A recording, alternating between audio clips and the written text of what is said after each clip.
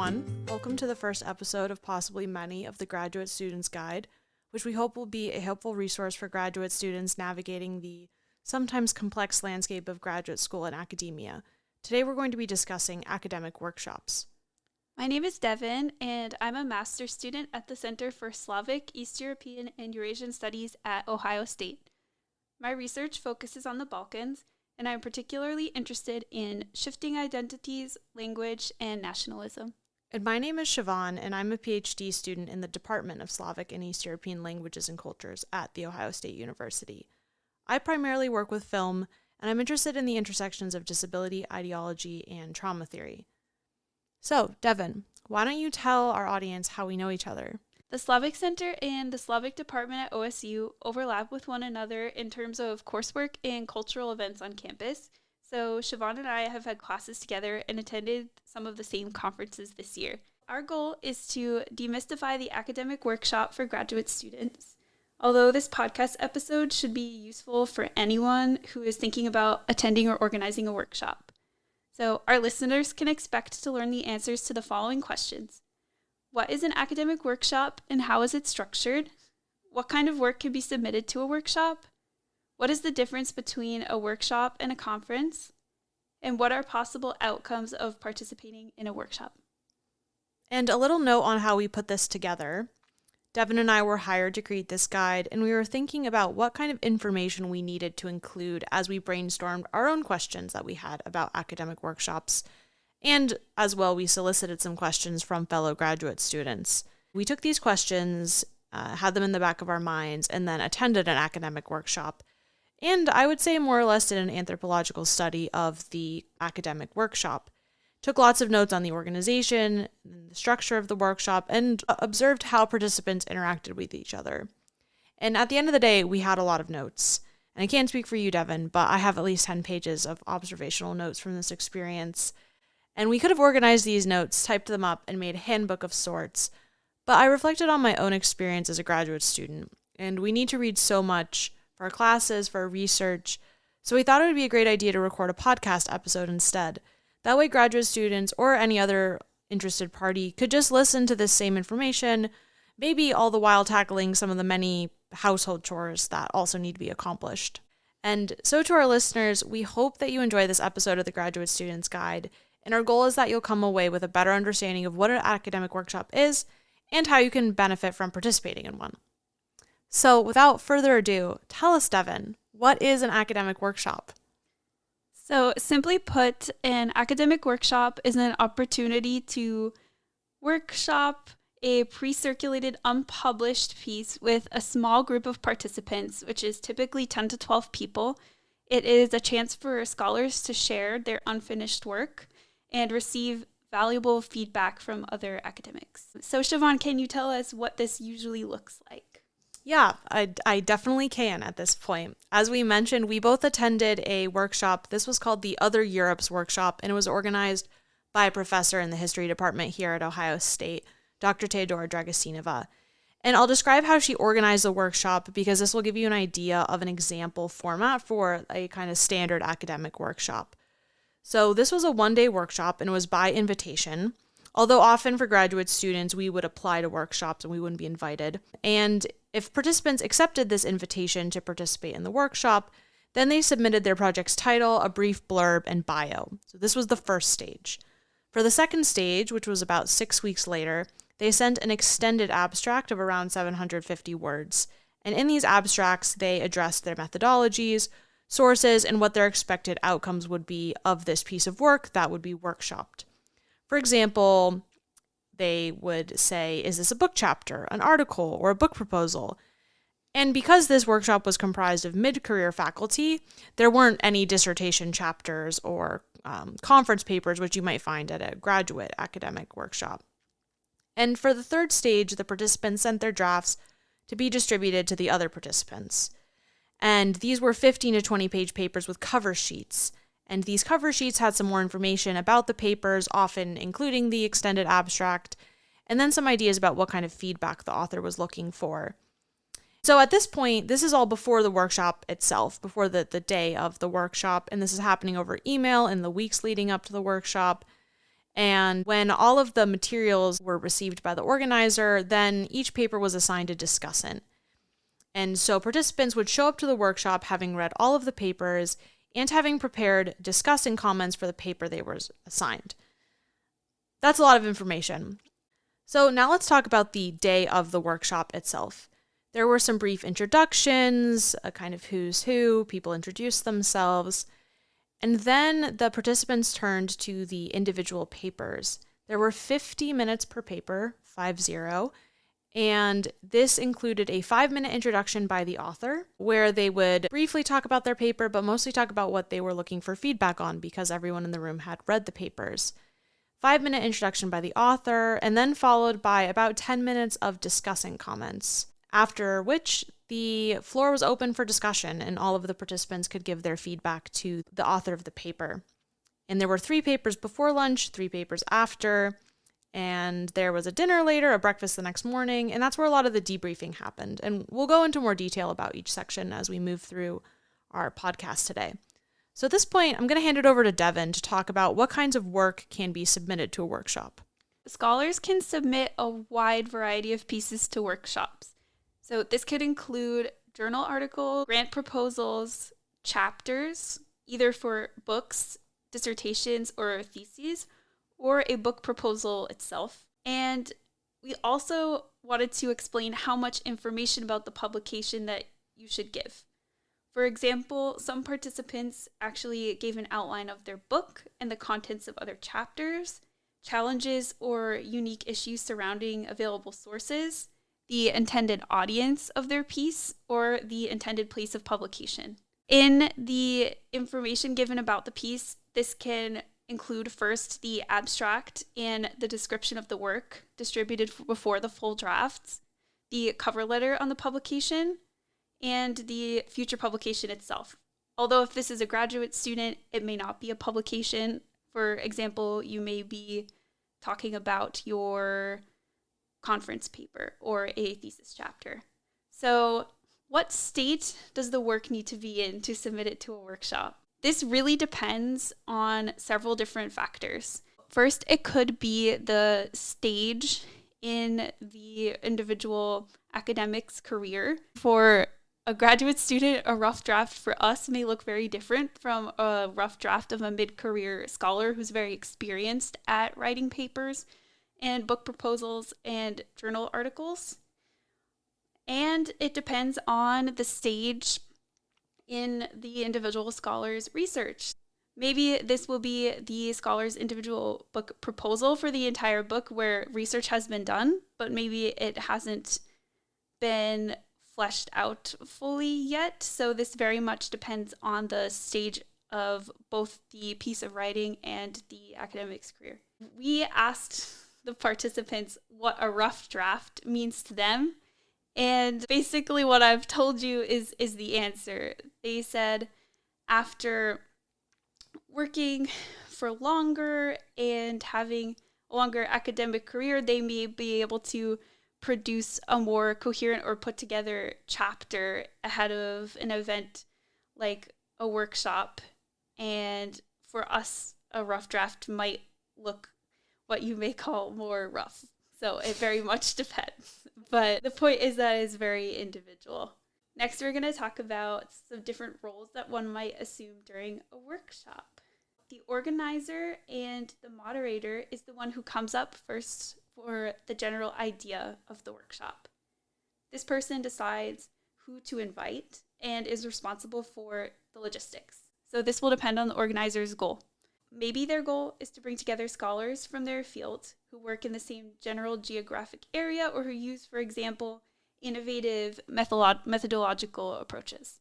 The organizer thinks carefully about who they would like to receive feedback from and whose work they are interested in as well. The organizer and moderator doesn't necessarily direct the conversations that take place, but they typically keep the time and ensure that all the participants have had the chance to give their feedback. So next we will move on to what we have called the person in the hot seat. This is whose paper is being discussed. So this is the person who is receiving feedback. First, they listen to discussant comments and then are given the chance to either respond to the feedback or listen to other participants' comments before they do so.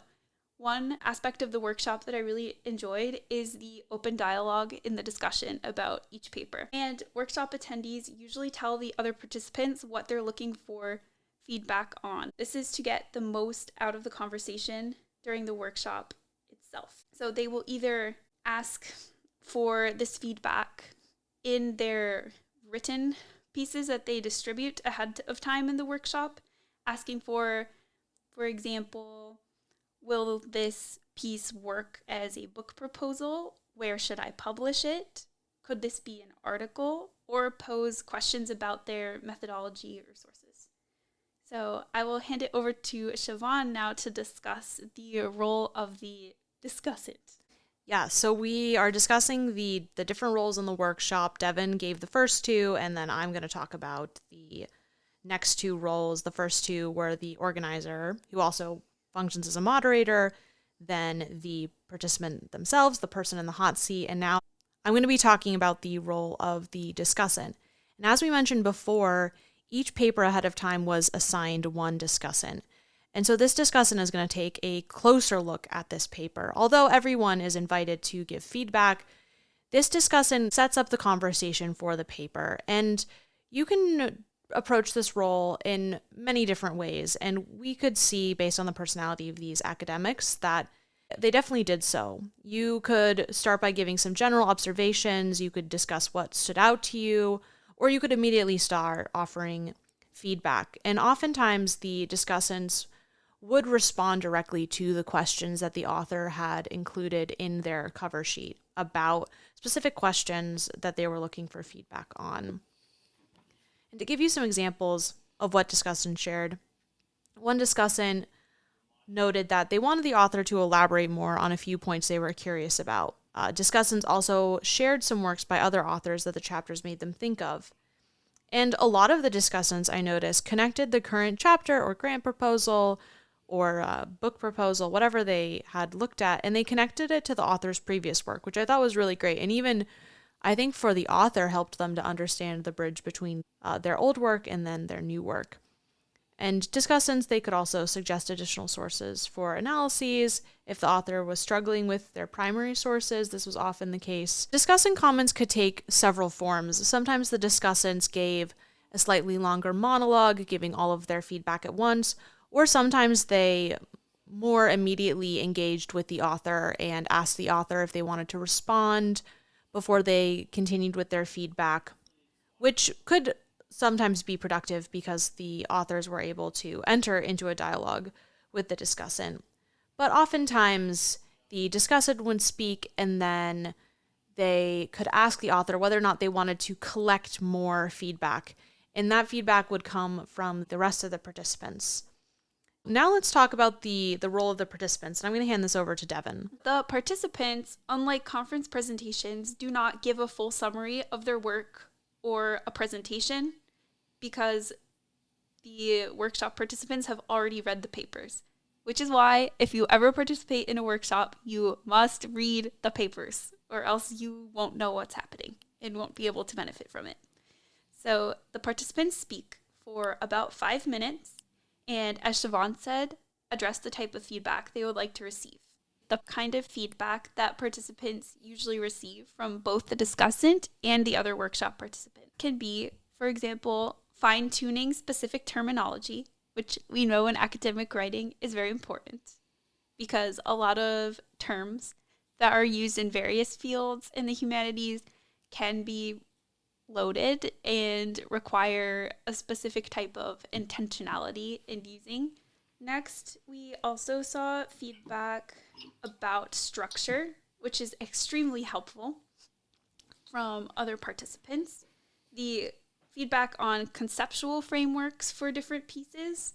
And since a lot of these papers were in the field of history, working with sources, what to do when there is either sometimes a wealth of sources, title suggestions, presenting a narrative, and how to approach data. Participants can pose questions to authors. For example, methodological questions or questions about the structure of the works in progress and the intended audience of the piece. They could also propose ideas for future projects, which is a wonderful source of inspiration from peers, colleagues. Finally, for participants, we just wanted to emphasize that professionalism is very important. So, as we've discussed before, reading the papers, submitting the abstracts, and all of these things does require time, and a lot of academics are very busy. So it's very important to communicate with the other workshop participants and to not ghost if you are unable to participate. So this is important to maintain positive ties with your colleagues in the field and for your workshop to be successful. Finally, I want to talk about how can attendees who are not participants themselves actually benefit from a workshop. This was our experience, so I will share something, and then if Siobhán wants to jump in, Sure, she definitely can. We benefited first from learning all of this information that we're sharing with you. As a first-year master's student, now becoming a second-year master's student, I didn't know what an academic workshop was, how it was the same or different compared to a conference, or what professors actually do in their professional development besides conducting their research and teaching. And as somebody who's exploring my career options, I really wanted to know what it was like to produce academic work, what goes into the process of preparing a piece for publication, and how feedback is given between professors and how they work together. So I thought this was a very illuminating experience. And Siobhán, do you have any thoughts? I really agree with what you said, Devon.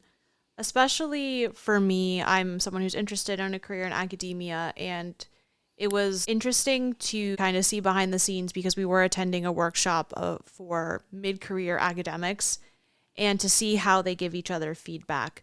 The workshop was outside my discipline. It was history, which is your discipline, but I could still really benefit a lot from attending, and I could see how it would be beneficial to attend workshops that are in your discipline, because oftentimes listening to other academics discuss their work, it can prompt a lot of ideas for your own work. And it was all just very intellectually stimulating. The way that everyone interacted with each other and engaged with each other's work, it was really hopeful, it was inspiring, and made me want to start engaging with other people's work more, to be able to give them feedback and to try to figure out my area of expertise and how I could be of use to other people. It was a very symbiotic experience, I think, for all of them. Yes, definitely. You could tell that they genuinely enjoyed helping the other person. There was no kind of competition. There was so much respect. And there was no lack of pointed, helpful, constructive feedback, but it was delivered in an extremely professional and respectful way. And the authors very much welcomed any type of criticisms, but it didn't feel like criticism, more like suggestions and exploring other possibilities and genuinely making each other better. So I found that to be a very positive model for how I would give feedback to other colleagues in the future. I agree. It was even a great model for how to have an academic discussion, because some of the participants would disagree, but they disagreed so maturely and so calmly, and there was no attacking. And if they did disagree with some feedback that was given, they would immediately clarify why they disagreed rather than just say, I disagree, this is what I'm going to suggest instead. I think ultimately, just for the author of the paper, maybe seeing two sides of an argument could be helpful for them, and they could choose which one they wanted to go with. Because even if they don't agree, it can strengthen their position and give possible counter arguments or find spots for clarification. It was an excellent model for a respectful but completely passionate academic discussion. There are definitely times where I wouldn't describe it as heated because it was so respectful, but it seemed like the participants cared so much about their work and making each other's work better. Devon, I think, can talk a little bit about the expected time commitment of a workshop. In In terms of the time commitment, this really depends on the individual. So for us with preparation, we needed to dedicate time to read each paper and think of what the takeaways might look like for us and any comments that we had. So in my stage of academic development, I couldn't give feedback that would be extremely useful for the participants, but there were some spots maybe that I could help for clarification. For me, I was looking at this to see what is cutting edge research in the field looking like right now. What can I learn from these papers? And how can I prepare to hear the higher level feedback from more experienced academics? So you need to read and not skim, and be prepared to engage with the ideas of the paper, whether or not you feel you can give feedback. So if I was in a workshop with other graduate students, for example, I may be able to give more constructive feedback for peers. And if you are the discussant for a paper, you need the time commitment to write more detailed feedback. When we asked the participants about time commitment, this was more or less the answer they gave. It really depends on how long it will take you to prepare the piece, what stage you're at in your research, what type of piece it is. So you can expect to spend at least several hours reading papers.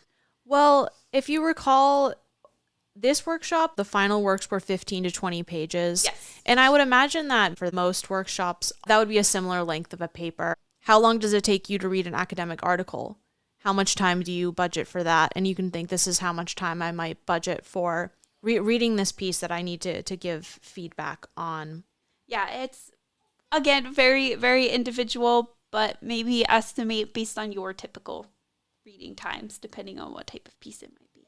I think some of the participants definitely read the papers on the plane on the way, but it also could be useful to read all the papers, especially if this is in your field, to read them with enough time before the conference so that you can constantly be ruminating on them and thinking about the connections between them. But we all have very busy schedules. Luckily, this workshop was after the semester was over.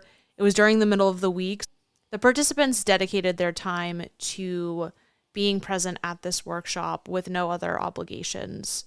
Now that we have discussed what workshops look like, I think it might be helpful to compare them to a frame of reference a lot of graduate students may have, which is a conference format.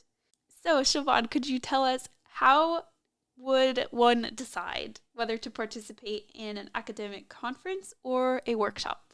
That's a really good question. And I think you need to think about expected outcomes. And we're going to talk about several different types of expected outcomes from participating, especially in a workshop.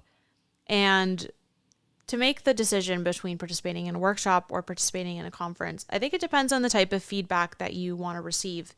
And this could also mean thinking about how advanced your project is. So what stage are you in? A conference can be a great place to present early ideas. You also present for longer at a conference. You present usually around 15 to 20 minutes.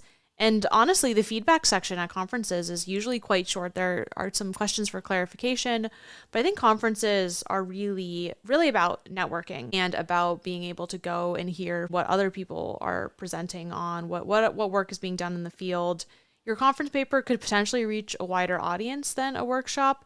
I think the goals are entirely different. A workshop, you're getting really, really detailed feedback about your writing as well as your ideas. These pieces that are being submitted to workshops are certainly longer than conference papers. They were 15 to 20 pages. Your conference paper is maybe about 8 to 10 pages. And because you're delivering your conference paper orally, usually your ideas are synthesized in a different way than when you prepare them to be published in an article or a chapter.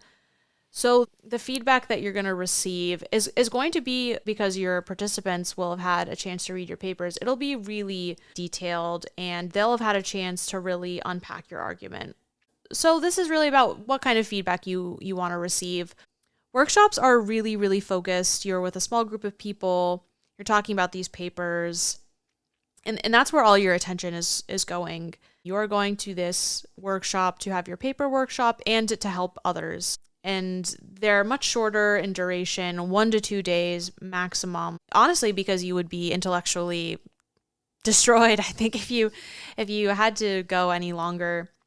Whereas at a conference, you're going to all these other panels, you're meeting all these other people. It's really an entirely different experience, and I think both are valuable. So as I had said, when you're thinking about whether or not to participate in a workshop or a conference, you have to think about the expected outcome.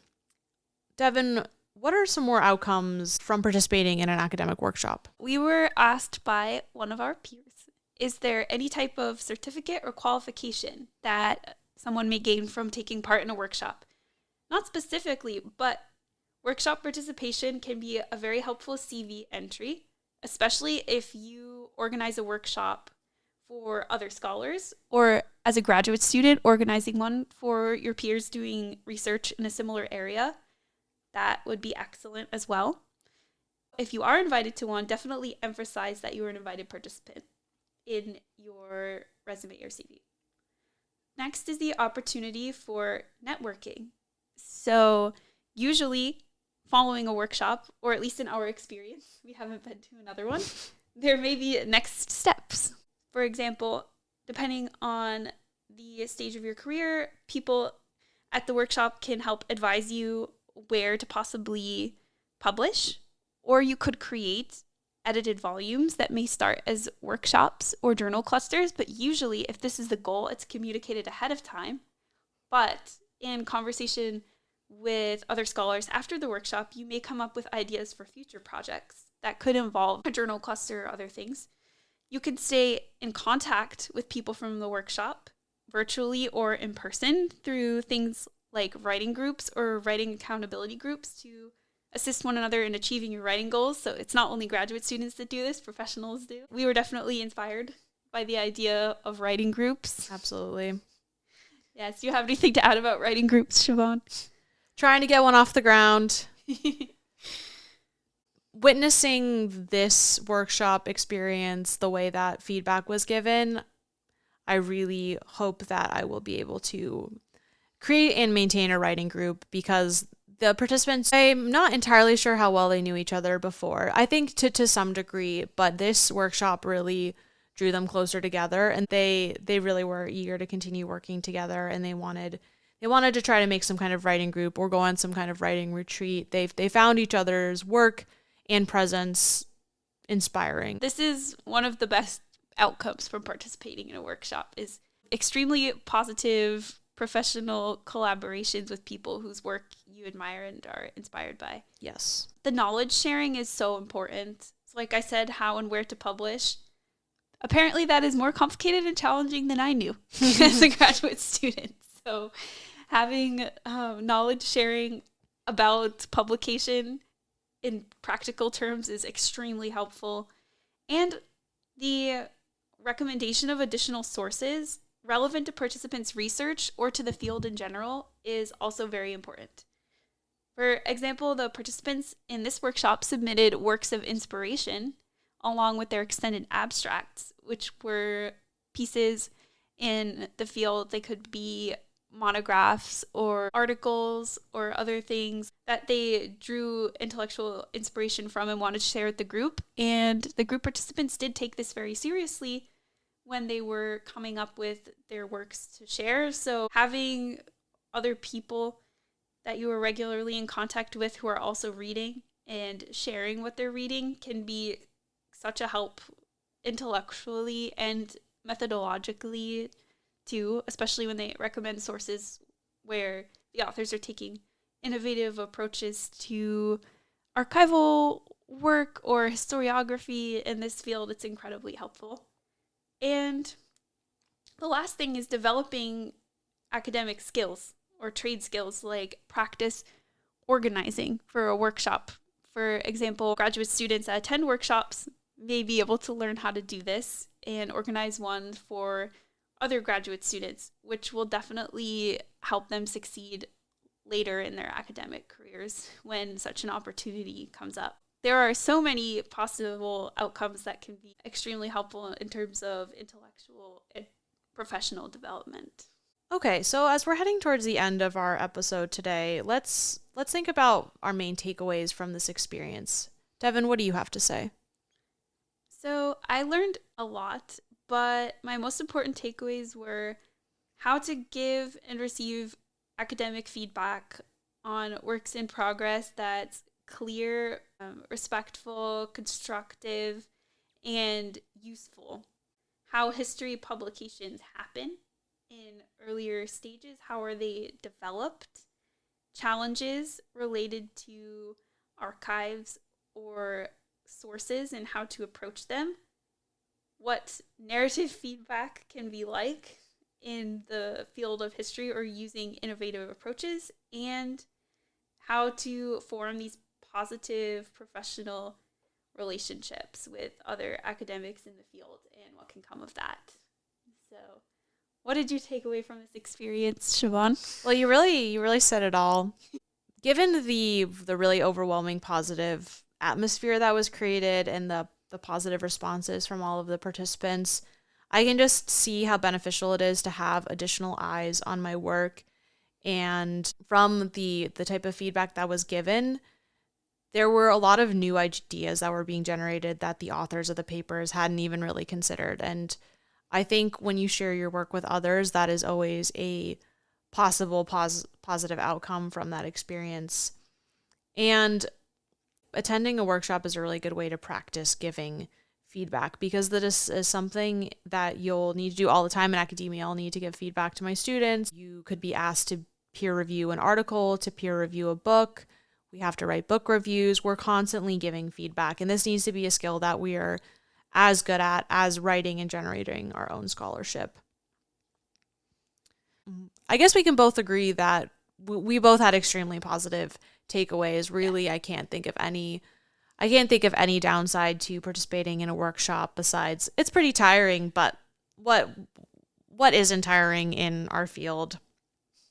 So we hope for our listeners that academic workshops became a little bit more clear for you today. Today we went over the structure of an academic workshop, what happens before and after. We learned the before involves a lot of emailing and writing, communicating with the workshop organizer, sending your work on time, and then next comes a lot of reading and commenting. And you need to read all of the papers, and you need to be prepared for your role as a discussant if the workshop is structured that way, where you have a discussant, or you just need to be prepared to give really good feedback to the rest of the participants, because you know that they're going to be doing the same for your work.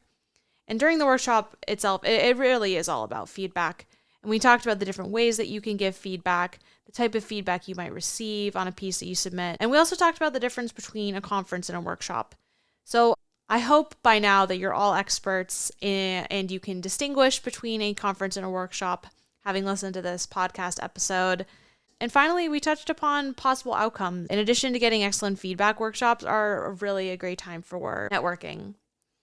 We are going to provide our email in the description box of this video, and we'd like to hear from you. We'd like to hear what you want to learn more about, what you'd like the next graduate student's guide to cover.